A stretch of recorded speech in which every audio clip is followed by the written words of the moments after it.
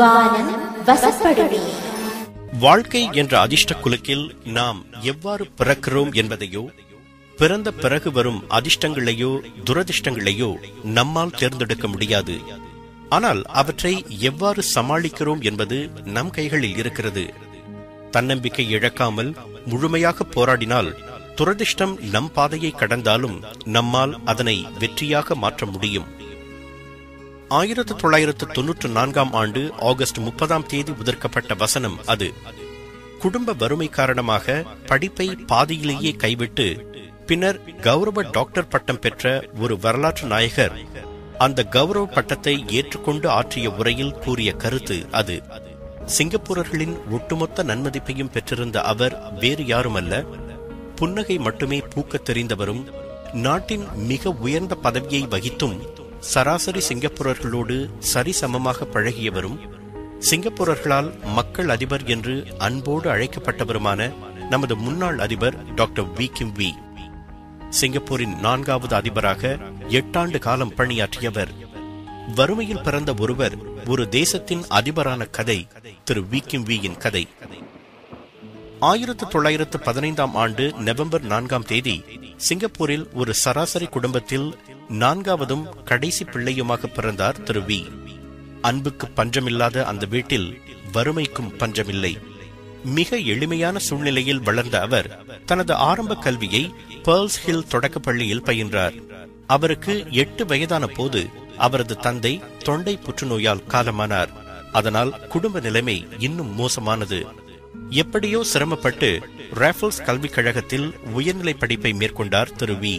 ஆனால் குடும்ப வறுமை அலைக்கழிக்க 2 ஆண்டுகள்தான் அவரால் அங்கு நிலைக்க முடிந்தது. 1930 ஆண்டில் அவர் ஸ்ட்ரெய்ட்ஸ் டைம்ஸ் பத்திரிகையில் அலுவலக உதவியாளராக வேலைக்கு சேர்ந்தார். கடுமையாக உழைத்ததால் அவர் பின்னர் விளம்பர பிரிவில் சேர்ந்தார். பின்னர் நிருபராக அவருக்கு பதவி உயர்வு கிட்டியது. 1941 அவர் யுனைடெட் பிரஸ் அசோசியேஷன் எனப்படும் அமெரிக்க செய்தி நிறுவனத்தில் சேர்ந்தார். ஜப்பானிய ஆட்சி காலத்தின் போது அந்த வேலையை அவரால் தொடர முடியவில்லை. ஜப்பானிய ராணுவ அமைப்பில் எழுத்தராக வேலை செய்தார். 1945 ஆண்டு ஜப்பானிய ஆட்சியிலிருந்து சிங்கப்பூர் விடுபட்ட போது அவர் மீண்டும் யுனைடெட் பிரஸ் அசோசியேஷனில் சேர்ந்தார். அதில் நல்ல பத்திரிகை அனுபவம் கிடைத்ததால் அவர் மீண்டும் 1959 ஆண்டில் ஸ்ட்ரெய்ட்ஸ் டைம்ஸில் சேர்ந்தார். இம்முறை அவருக்கு கிடைத்தது உதவி ஆசிரியர் பணி. அந்த காலகட்டத்தில் நிருபராக இருந்து பல முக்கிய நிகழ்வுகளை சிங்கப்பூரர்களுக்கு கொண்டு வரும் வாய்ப்பு அவருக்கு கிட்டியது. குறிப்பாக 1966 ஆண்டு இந்தோனேசியாவுக்கும் மலேசியாவுக்கும் இடையே நிலவிய கான்ஃபரன்டேஷன் எனப்படும் அரசியல் பதற்றத்தின் போது தைரியமாக ஜகர்த்தாவிற்கு சென்று இந்தோனேசியாவின் முன்னாள் அதிபர் சுகார்தோவை நேரடியாக பேட்டி எடுத்தார். அடுத்த நாளே 3 ஆண்டு பதற்றத்தை முடிவுக்கு கொண்டுவர இந்தோனேசியா விரும்புகிறது என்ற தலைப்புச் செய்தியை உலகுக்கு தந்தார் திரு வி கிம் வி. 1973 ஆண்டு அவர் பதவி ஓய்வு பெற 2 ஆண்டுகளே இருந்த போது அவரை மலேசியாவிற்கான தூதராக நியமித்தது சிங்கப்பூர் அரசாங்கம். 3 ஆண்டுகள் மட்டுமே நீடிக்க வேண்டிய அந்த பதவியில் திரு வி 7 ஆண்டுகள் நீடித்தார். அந்த 7 ஆண்டுகளில் சுமூகமான சிங்கப்பூர் மலேசிய உறவுகளுக்கு அவர் நல்ல அடித்தளம் அமைத்துக் கொடுத்தார். அந்த பணி முடிந்து 1980 ஆண்டில் ஜப்பானுக்கான தூதராகவும் அதற்கு அடுத்த ஆண்டு கூடுதலாக கொரியாவிற்கான தூதராகவும் அவர் நியமிக்கப்பட்டார். அவருடைய அரசதந்திர பணி 1984 முடிவடைந்ததும் முன்னைய சிங்கப்பூர் ஒலிபரப்பு கழகத்தின் தலைவராக நியமிக்கப்பட்டார்.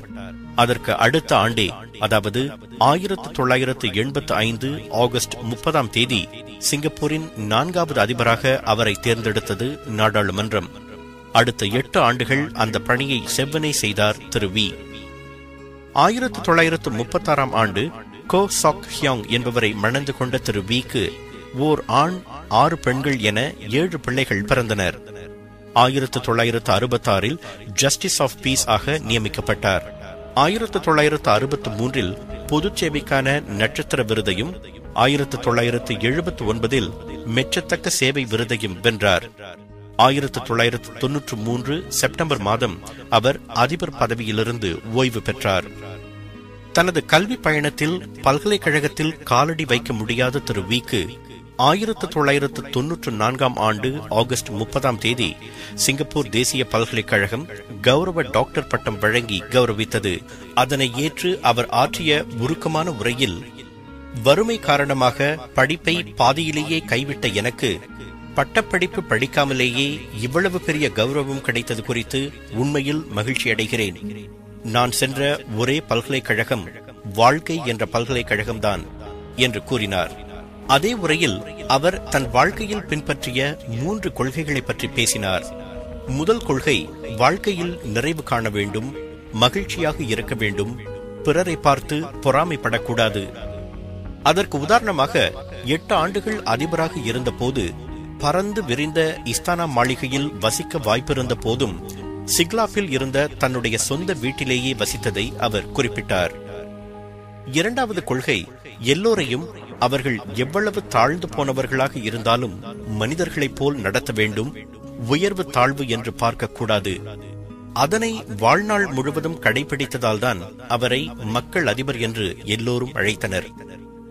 மூன்றாவது கொள்கை, எப்போதும் பணிவுடனும் அடக்கத்துடனும் நடந்து கொள்ள வேண்டும்.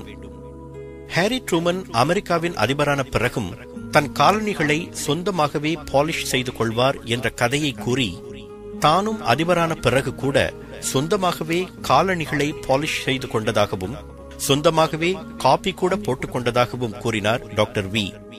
கடைசி வரை அவர் கடைபிடித்த எளிமைதான் அவரை மிகப்பெரிய உயரத்திற்கு கொண்டு சென்றிருக்கிறது. 2004 ஆண்டு, அதாவது கடந்த ஆண்டு, கிளிம்சஸ் அண்ட் ரிஃப்ளெக்ஷன்ஸ் என்ற தனது சுயசரிதையை வெளியிட்டார் டாக்டர் வி.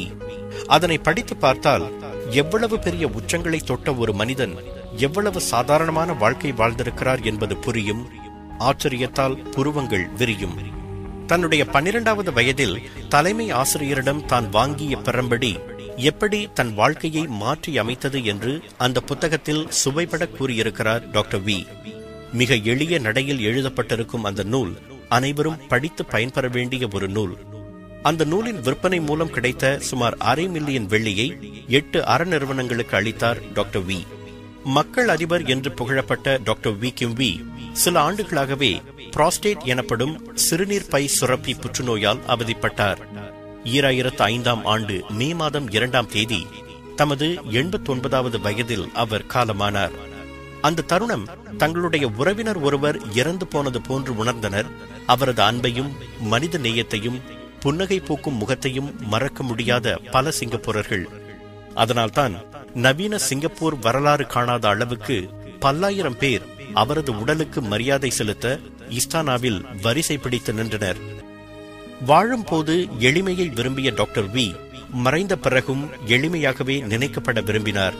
அதனால் தன்னுடைய அஸ்தியை சராசரி சிங்கப்பூரர்களின் அஸ்திகளுக்கு மத்தியில் வைக்குமாறு அவர் கேட்டுக்கொண்டார். பொதுவாக அதிபர்கள் கிராஞ்சி போர் சமாதியில்தான் அடக்கம் செய்யப்படுவது வழக்கம்.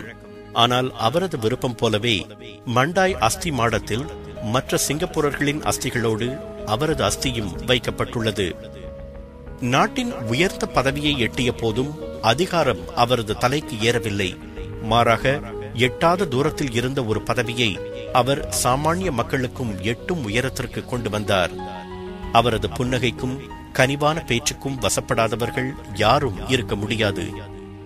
ஏழ்மையில் பிறந்து பட்டப்படிப்பு படிக்காமலேயே சிங்கப்பூரின் உயரிய பதவியை அவரால் அடைய முடிந்திருக்கிறது என்றால் அதற்கு காரணம் அவருடைய நேர்மை, கனிவு, பரிவு, மனித நேயம், தன்னம்பிக்கை, கடும் உழைப்பு, விடாமுயற்சி ஆகியவைதான். அவற்றில் ஓரிரண்டு பண்புகளை பின்பற்றினால் கூட நமக்கு எந்த வானமும் வசப்படும். வானம் வசப்படுமே. 96.8 கேட்டாலே பரவசம்.